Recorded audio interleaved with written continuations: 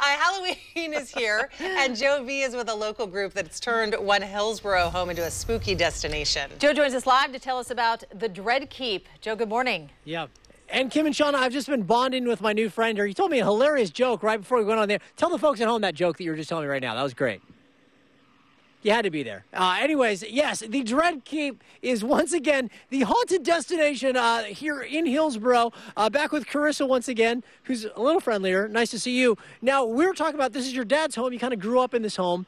For years, it was just you and your dad kind of decorating it. When did this become a thing where every year you had friends and family and all these people chipping in to make kind of like a whole neighborhood haunt here? So 2009 is when I invited all my friends over to dress up as zombies and scare the dickens out of like all the kids in the neighborhood. We had the zombies chasing cars up the street and on the porch and climbing on the roof and all sorts of fun stuff.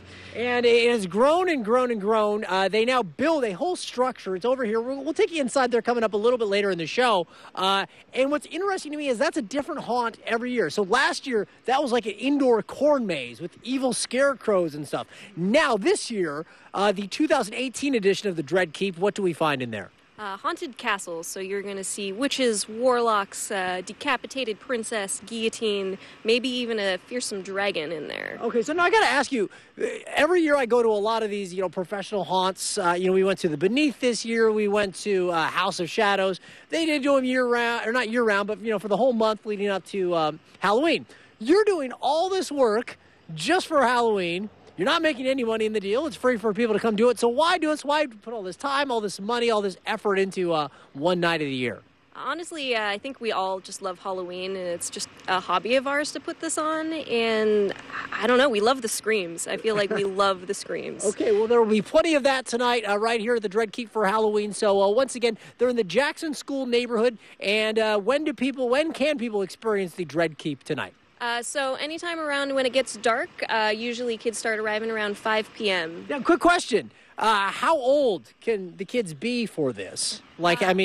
Some of us got little trick-or-treaters out there. So we have had people with infants come through, but we do tone down, especially if it's requested for little kids. We do lessen what the scares, but if the little kids, like the little toddlers, want to come in and they want it, we'll give it to them. How much you want to scream, they'll make you scream that much. All right, thank you guys very much. Thank you very much. Good to see you. No, we're good. We're going to have a lot more, guys. We're going to take you inside the Dread Keep and, again, show you some of the fun stuff they have lined up. Happy Halloween, guys. Let's send it back to you in the studio. Looks fun, Joe. Thank you.